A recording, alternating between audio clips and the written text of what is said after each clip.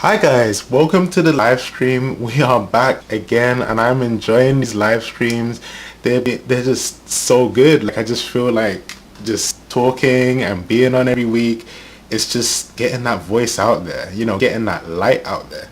And we are talking about how can we be light of the world today, and I'm a little bit tired, so just bear with me. It's been such a long week. I mean, me and my wife were like going out, we're trying to we're in like looking at housing and stuff like that, so it has been a very very long week and a very very hot week too, and like it just adds to the tiredness. But I'm here and saying all of that, I just feel so blessed. I mean, we always have to thanks to God. We always have to give him praise just for like our health and our life every day. So the topic we're talking about today is how can we be lights of the world, us as Christians. So just put in the comments, any comments that you might have along the way. If you want to say hi, if you want to ask questions, if you want to make a statement, just make those comments in the comment box. It might come up on the screen.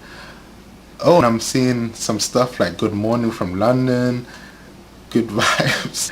So shout out to you guys here in the comments already. So this is just an interesting topic, and really I'm going to be talking about something and current events that I have not been talking about, and I deliberately haven't been talking about it because it's something that I wanted to cool down first, all the media coverage and all the everything. Now I'm just going to give you my 2 cents on what the current situation is in the world, or the current problem, because before we can be a light, we have to understand darkness, right? So let's think about it. So I think my personal opinion is that in the world right now, the problem is the people controlling the narrative, and who is able to control the narrative. Now, what do I mean by the narrative? I mean like the general consensus. So like the media, the news stations, Facebook, YouTube, like all of these things have great power in controlling the narrative. They are able to make something very very popular whenever they want it, and they're able to make something drastically unpopular. To give an example, like look at the Black Lives Matter stuff that's happening, right? I mean, that even took over coronavirus. So whenever they wanted to, they could just switch the narrative. So they can switch it. Yes, it is a pressing matter, but they can completely make us forget that the virus is even there and have everyone rush onto the street. Some people, not following any of the rules, and they can have us doing that because they want to change the narrative in certain ways. Now, are these causes good? Some of them yes, some of them no.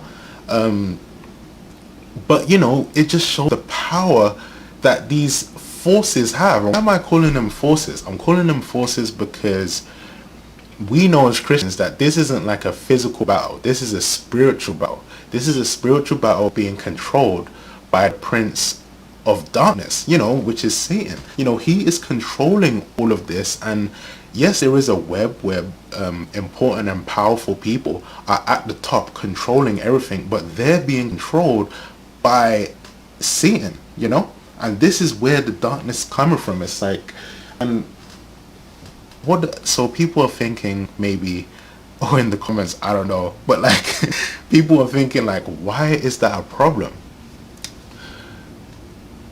So why is that a problem? I'm just trying to remember myself. All right.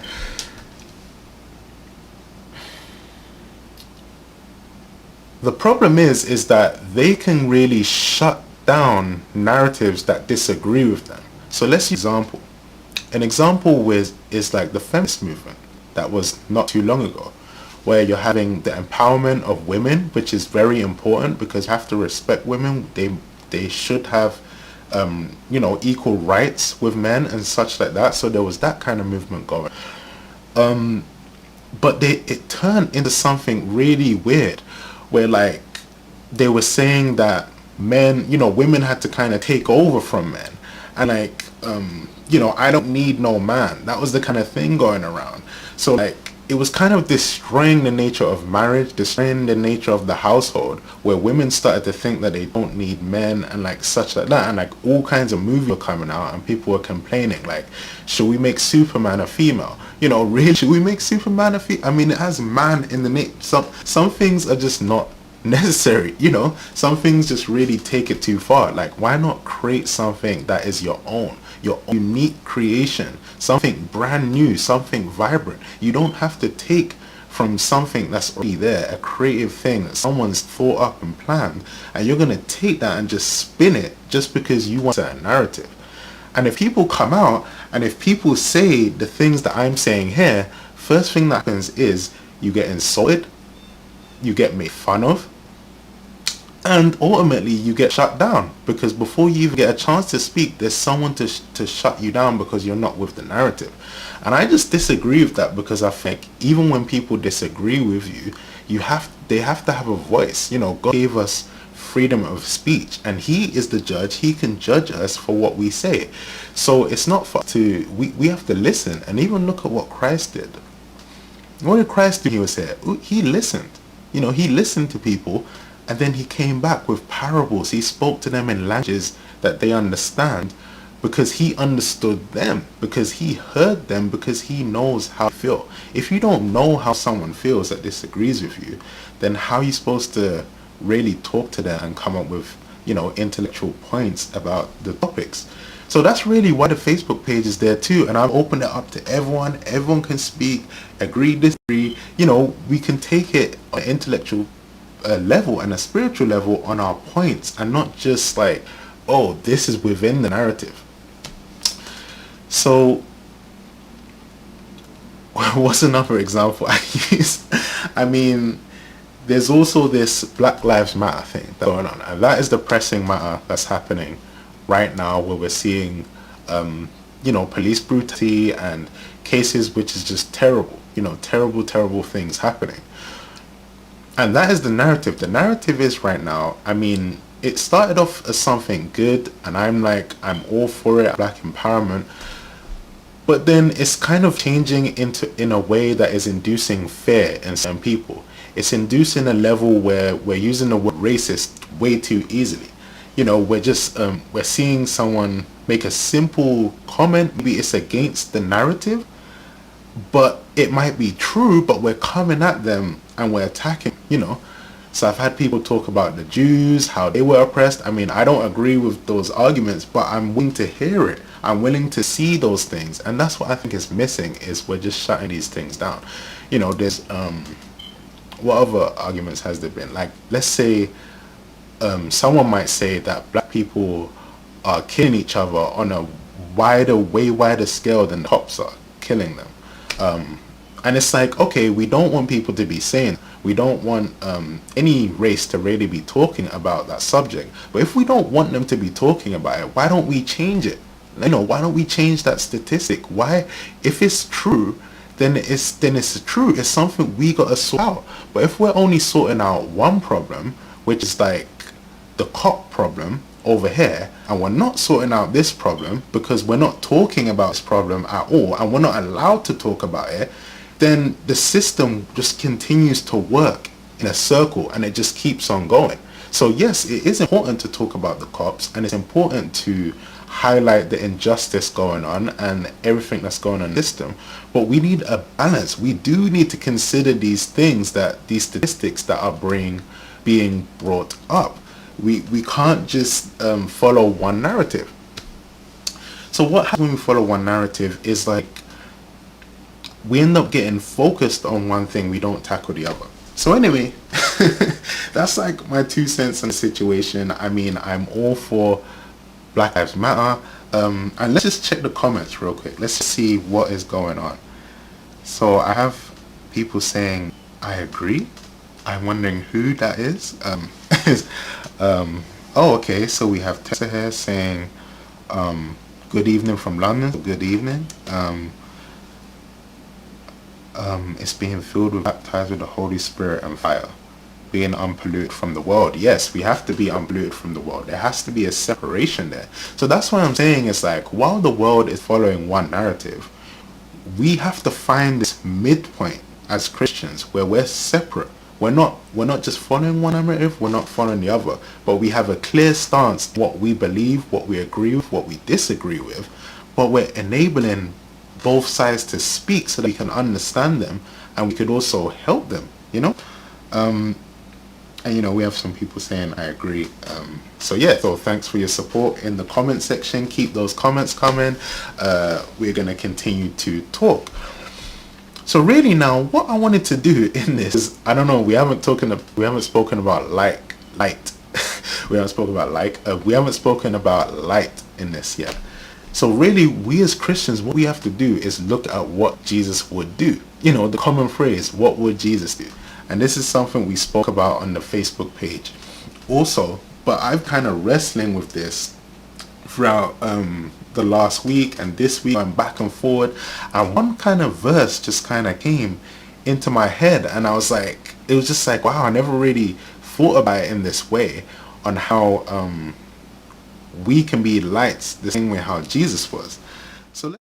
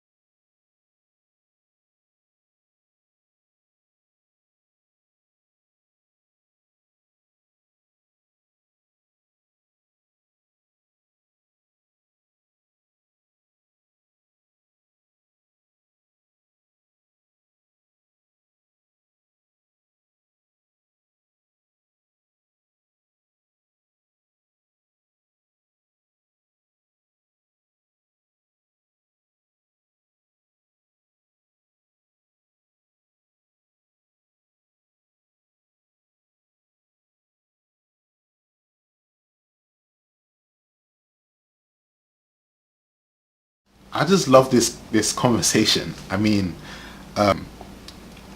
this conversation is just so interesting because I feel like the way how Jesus asks her questions, gets to know her, she gets a chance to speak. And let's remember, she is an adulterous woman. She is a sinner. She is someone that disagrees with the nature of Christ. Okay, I've lost sound. Why have I lost sound? Why have I lost sound? Let me check the sound here. Let me know in the comment section if the sound comes back up. I don't know if the sound is here or not. I'm gonna quickly test it. Oop, yep, it does look like the sound is off. Why have I lost sound? Let me quickly check this out.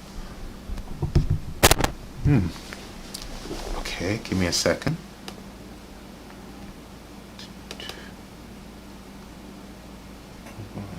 Okay. So,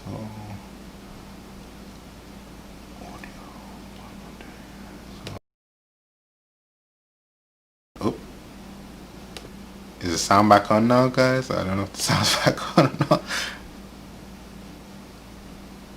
Comment in the comment section if the sound's back on. Alright, it looks as though the sound is back on. I'm getting the thumbs up. Okay, so we were talking about Christ. I don't know how much you guys heard of that, but we're talking about what Jesus would do, and we looked at the story of the people about to stone this woman, this adulterous woman. So let's remember this adulterous woman. We could kind of say that she disagrees with the nature of Christ, because as we know, adultery is wrong. It is a sin. So this woman is not beyond any condemnation at all in the eyes of the law. But what Jesus is saying there is that while the Pharisees are pointing out this problem, with the woman, they're not also looking at themselves. They're not looking at the problem that they have. And seeing that they both have the same problem of sin, Christ was able to kind of stand in that ground where us as Christians need to stand, where we're not necessarily just following one complete narrative, but we're able to follow both. So thank you guys in the comments for telling me about the sound, otherwise I wouldn't know. But anyway, we're just going to continue. So what do you guys think about that? I mean, it's just kind of interesting to see how Jesus acts, and I think that that's how we should act there too. And what does he do with the woman as well? So this is a woman that has clearly sinned, has clearly done wrong. But what does he do? He forgives her. He forgives her. He tries to understand her. He tries to talk to her. And through that, he's able to put her on a redemptive path where he's able to tell her, from now on, sin no more. You've seen the error of your ways. Now go on to sin. So how does that relate really to what we are talking about in society? How does that relate to things that we're talking about in society today? So in the Black lives, as I said, we need to be somewhere in the middle where we're able to see that sin is the main problem of this. It's not, yes, it is a racial thing, but the overall thing on top of that is sin, and none of us are without sin. And in order to tackle sin, you have to deal with all the problems. You can't just deal with one. So what I would say as Christians is, don't get cooped up with the media. Don't just go with the narrative because it's safe. If you're white or if you're black or anyone, you are allowed to comment on the situation without fear. I see people creeping into the comments, saying like, oh, I'm white. So, this is the comment. They're saying, I am white. So maybe I shouldn't say this, but I'm going to say, they shouldn't have to creep into the conversation like this. White people and black people are allowed to talk about race. Just because you are white doesn't mean that you can't talk about racism. I mean, and we've kind of put it on them like, oh, you're white, you can't talk about it. It's the same with men. Like they say like about abortion. They say like, oh, you're a man, you can't talk about abortion. What does that mean? I mean, thinking of the woman who is going through the abortion, yes, it is your body. But we're not thinking about the people that are carrying out the abortion, which can be men or women. Someone has to take the baby out. And that person can be a man or woman. And what does that do to their conscience? What does that do to their morality? So we really have to allow each and every person to speak in these conversations. And that's exactly what Christ does. So let me just quickly look. I know I had another verse here.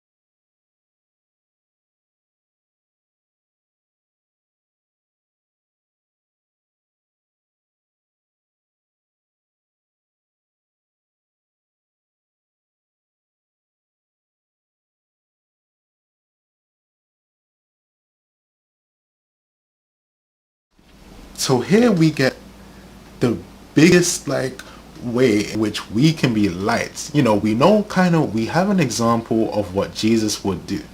Now we're looking at how practically we can do this, and this is just some of the things I've been thinking of. It just says that we should take no part in unfruitful works. That's one thing. We should take no part in the darkness. It doesn't say that we shouldn't listen to what people have to say though, but it says we have to expose them. So right now, that's what I'm doing with this platform. I'm trying to expose the darkness. We know what they're trying to say. They're trying to put it on one thing, but I'm trying to expose the fact that when they put it on one narrative, there's all kinds of different narratives that are being clouded by what they're saying, and we have to understand that, and we have to shed light to that. And also we have to shed light to that through our works, through what we do.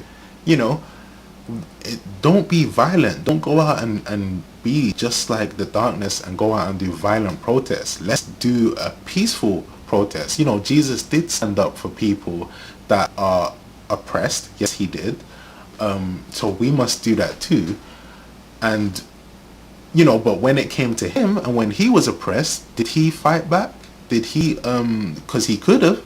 He didn't need to die on the cross. He could have easily fought back, couldn't he? But he didn't. So for himself, he didn't fight back. But for others, yes, he did. You know, so that shows an example of how we're supposed to be. You know, when we do see oppression, yes, we are supposed to stand up for it, but we're supposed to bring the light to everything. Everything must be exposed, and we must be exposed.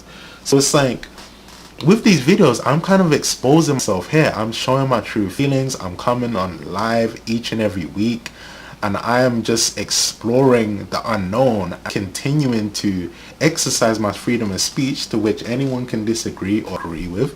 And that is the whole point. I'm coming into the light, and I'm in the light because it says that we are in the light when we come to Christ. So let's look at some comments here. What is going on?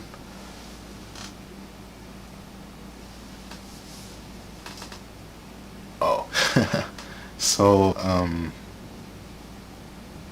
so people are saying, Ann Parson says, thanks for the heads up. Sorry some of you guys didn't hear the audio, but you know, scripture that I kind of went through before was John 8:1-11, so you can read that in your own time as well. A very good verse. And Ephesians chapter 5 verses 8-14. So take a look at it and just see what we got. So we have Tessa again saying that the devil is trying to divide us.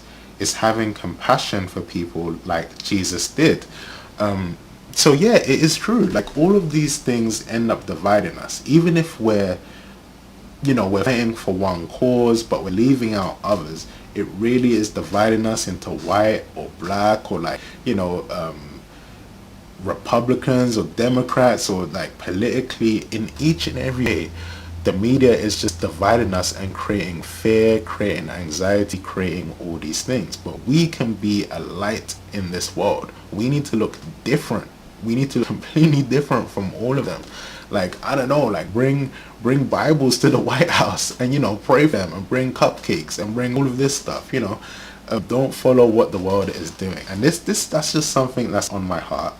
And I thank you guys for watching. I'm sorry for sound, you know, that there was a little sound hiccups. You know, I'll continue to improve the quality of this live stream. I just have to thank you all for being here. Subscribe to the YouTube channel, subscribe to Facebook, continue to speak out and use your freedom of speech, and I'll continue to use mine. And we're just exploring the unknown. That is what we're doing here. So I'm hungry yet again. I'm tired. It's getting hot, so I'm gonna go now. And thank you everyone for watching. Shout out to you in the comment section. So let's continue. Oh, have a good day and night, or wherever you are, and let's continue to explore our unknown years.